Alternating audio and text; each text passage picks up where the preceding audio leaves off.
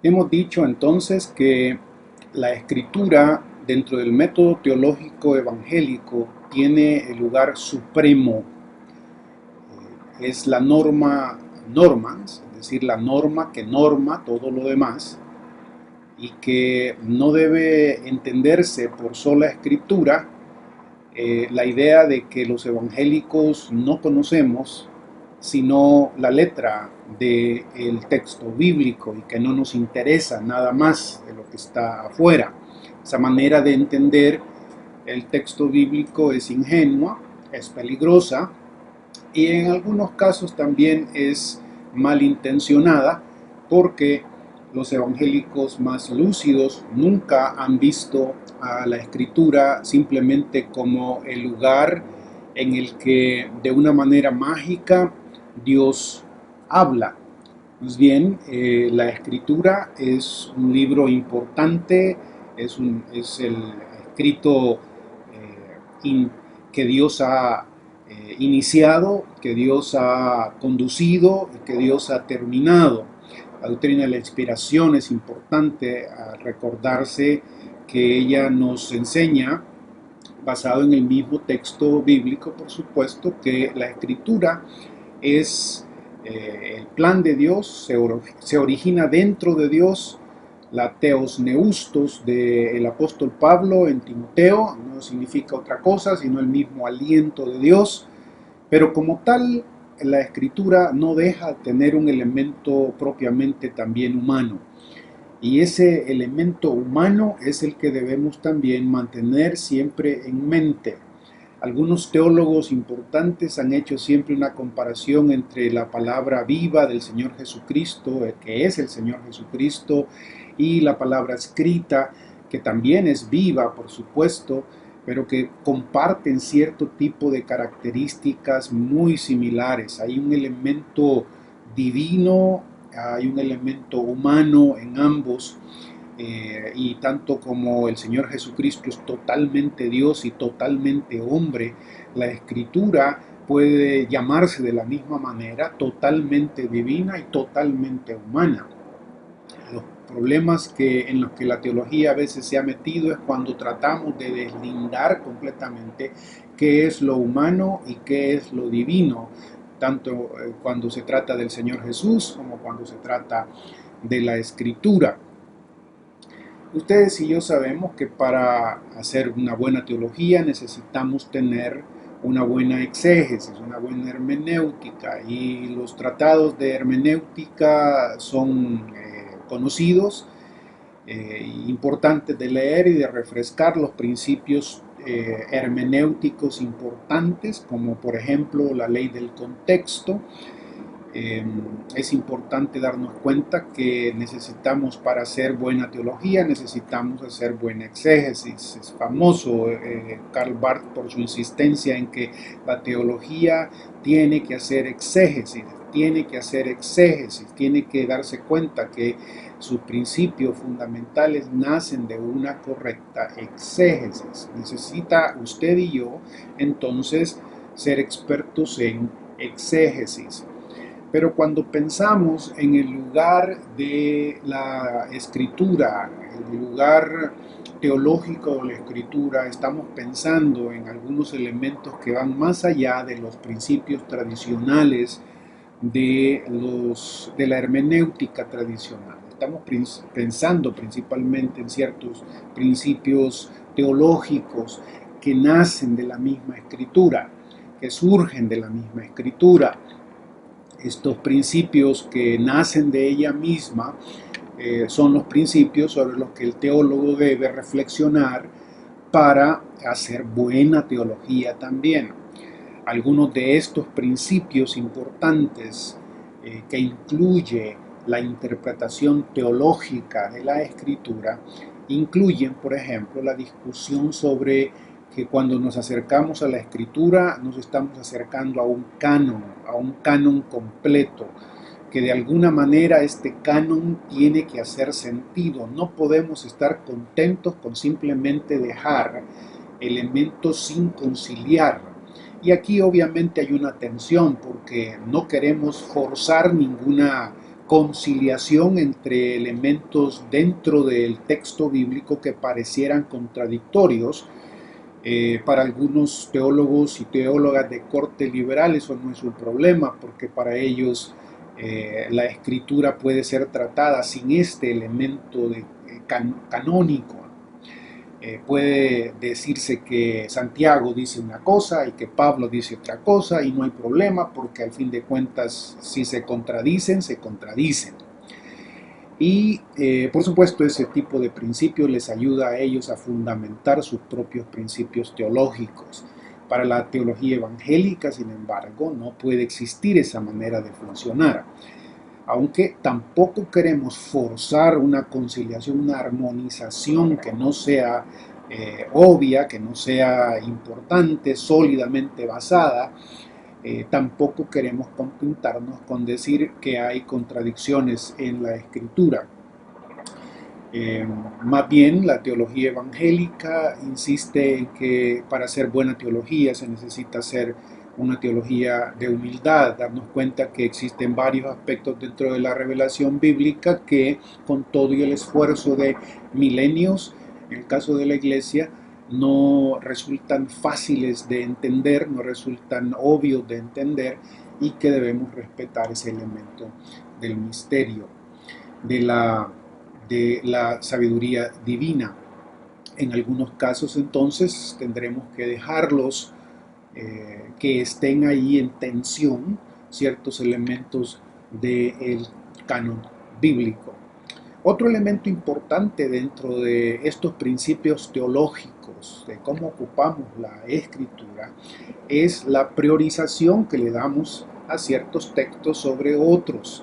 Algunos completamente ignoran este elemento y nos damos cuenta que las diversas teologías a veces se fundamentan en el hecho de que tienen diferentes maneras de priorizar ciertos datos de la escritura.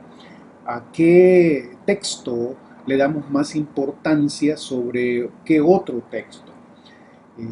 Quizás esto los tome por sorpresa, pero sí debemos ser sinceros que nosotros tenemos textos favoritos y que a veces insistimos más en esos textos que en los demás, aun cuando reconocemos que los otros, formalmente hablando, son también palabra de Dios.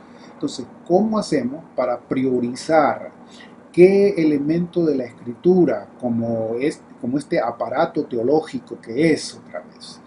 Hay un teólogo contemporáneo que habla de la escritura como una criatura teológica, ¿no?, que Dios nos ha dado. ¿Cómo hacemos para leerla correctamente, teológicamente? ¿Qué elemento surge de ella? Pues yo señalaría por lo menos dos más. El elemento escatológico de la escritura. ¿Qué significa esto? Significa que la escritura desde un inicio comienza apuntando hacia el futuro, parece avanzar hacia el futuro. Eso está conectado con la doctrina de la revelación progresiva, por supuesto. El hecho de que al leer la escritura debemos estar conscientes de en dónde estamos cuando lo estamos leyendo. Estamos en el Antiguo Testamento, estamos en Génesis, estamos en los Salmos, estamos en los profetas, estamos en los Evangelios, estamos con las cartas, estamos en Apocalipsis. Todas estas cosas tienen un elemento de conectividad que no podemos olvidar. ¿En dónde está? Esta inclinación escatológica de la escritura nos hace pensar que en la medida que el tiempo va avanzando se nos va revelando más y por lo mismo deberíamos esperar que haya más luz más adelante y que haya quizás en algunos casos abandono de ciertas cosas, corrección de ciertas cosas, mayor luz sobre ciertas otras. Este es un elemento central en el interpretar la escritura. Si vas a hacer buena teología, debes entender que aun cuando Génesis es palabra de Dios tanto como Apocalipsis, interpretar Génesis en sí mismo no es el punto final. Debes mirar hacia dónde te lleva Génesis y hasta dónde te deja Apocalipsis después de esto. Ese es importante porque algunas teologías miran y van a pedacitos de la Escritura y le dan a esos pedacitos supremacía, aun cuando ese pedacito que leyeron de la Escritura se encuentre en el proceso de desarrollo escatológico antes de ciertos otros elementos importantes que existen en el futuro de la revelación bíblica. Es necesario entonces que ustedes y yo aprendamos a trazar esa historia de la revelación, conocer el texto bíblico en esa historia de la revelación, conocerlo a profundidad de tal manera que miremos cómo es que algunos de estos elementos van avanzando, cómo es que algunos otros elementos van quedando atrás, y estas estructuras del texto bíblico otra vez. Dentro de esta inclinación escatológica aparecen, por supuesto, los pactos bíblicos que están ahí y las diferentes administraciones que Dios evidencia en su tratar con el hombre. Por lo menos estas tres grandes divisiones que el Nuevo Testamento y el Antiguo Testamento de alguna forma alumbran también. La época del Antiguo Testamento, la época de la venida del Señor Jesucristo y su vida con nosotros en la tierra y su ida, esas tres cosas que marcan diferencias al interpretar. Es claro, por ejemplo, que existen ciertas cosas que el Señor Jesucristo en el Nuevo Testamento cancela del Antiguo Testamento. Esto le parece a algunas personas escandaloso, pero ¿qué podemos hacer con el dato bíblico? No tenemos tiempo aquí, no tengo tiempo para meterme, por ejemplo, en la relación de Jesús con la ley, pero un elemento importante de estas distinciones escatológicas es que el Antiguo Testamento vive a la luz de que el Mesías vendrá y que con él vendrá cierta redefinición de términos, redefinición de leyes, redefinición de elementos en la relación con Dios y el ser humano. Si Jesús es el Mesías, eso significa que con él ha llegado una redefinición. La mujer aquella samaritana que en el Evangelio de Juan le dice al Señor Jesús, esperamos que venga el Mesías y cuando él venga nos va a aclarar todo, tenía razón. El Señor Jesucristo no la contradice en eso. Sí, el Mesías redefine ciertas cosas, las leyes dietéticas, por ejemplo, de Marcos capítulo 7. Es importante ver cómo Jesús cambia ciertas cosas.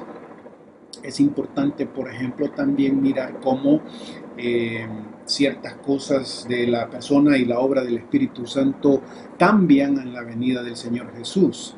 Y esto nos lleva a la tercera cosa que quiero mencionar en este video, que el tercer principio teológico, llámelo usted si quiere, para ponerlo un poquito más elegante.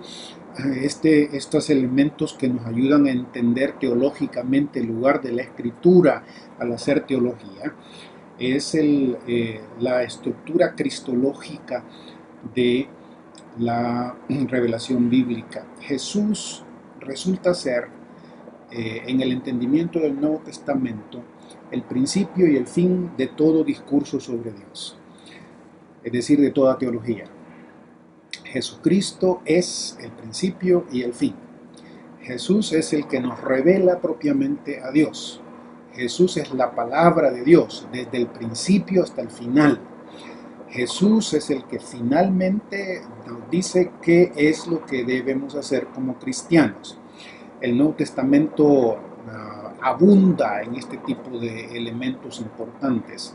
Si hemos de preferir, si hemos de priorizar algo, debe priorizarse a Jesús sobre cualquier otro elemento dentro de la revelación bíblica.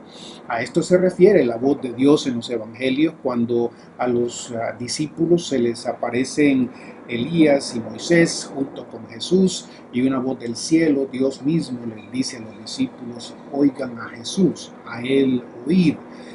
No es una afirmación en abstracto, es en comparación con Elías y con Moisés. ¿Cómo se lee el Antiguo Testamento? ¿Cómo se entiende la revelación de Dios, tanto de los profetas como de Moisés? Es decir, la totalidad del Antiguo Testamento se entiende de la mano con Jesús. Es Jesús. Debemos priorizar a Jesús. Y por supuesto yo tengo que decirles que algunos teólogos caricaturizan este principio cristológico, diciendo que existen algunos que quieren ver a Cristo en el Antiguo Testamento debajo de todo. Esto no es lo que estamos proponiendo aquí. Esto es otra caricatura de aquellos que se miran quizás algunas veces amenazados con este principio. El Antiguo Testamento es palabra de Dios, pero el creyente del Nuevo Testamento lo debe entender y debe comenzar siempre con Jesús. No se puede de otra manera. En realidad, el hacer teología debería seguir el mismo rumbo que sigue el proceso por el cual la persona viene a conocer al Señor, viene a conocer a Dios. Es a través del Señor Jesucristo. El Nuevo Testamento da testimonio de eso una y otra vez. El apóstol Pablo, por ejemplo, dice a los corintios que mientras no se arrepientan al Señor Jesús, toda la revelación del Antiguo Testamento les queda velada o vedada a los judíos. Hay mucha tela que cortar sobre esto, pero el video aquí simplemente pretende recordarles, hermanos, algunos de estos principios teológicos que nos ayudan a mejor entender el lugar que debe tener la escritura dentro de nuestro hacer teológico. La teología sistemática a veces ha sido acusada de, y con razón en algunos casos, de escoger textos a granel de un lado y de otro y simplemente colocarlos en un solo montón para basar cierto tipo de afirmaciones. Bueno, usted y yo sabemos que el proceso de interpretar un texto es un proceso que debe pasar por todo el requisito de la hermenéutica sana, y luego también debe recordar estos principios teológicos que he mencionado en este video. Principios del canon, los principios de el elemento escatológico y el elemento cristológico de la escritura. No tengo tiempo para entrar a todos los razonamientos que puedan fundamentar mis afirmaciones, pero espero que si ustedes tienen preguntas o si tienen interés en el tema, puedan profundizar ustedes mismos en las lecturas que les dejo, y en el lugar en donde están los demás libros debe haber mayor información sobre esto. Nos vemos, hermanos, hagan un buen trabajo en esta unidad, que el Señor me los bendiga.